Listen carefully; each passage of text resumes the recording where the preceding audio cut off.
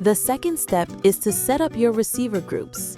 A receiver group is a collection of users who will receive system notifications whenever an item needs to be renewed.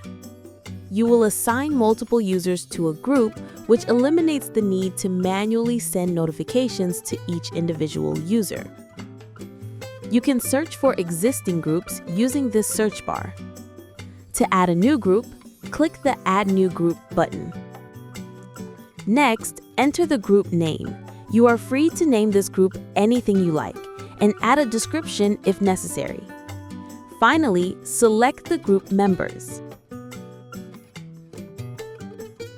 If you wish to modify an existing group, for instance to add or remove users, click the Edit button. Here you can change the group name and modify the list of users included in this group.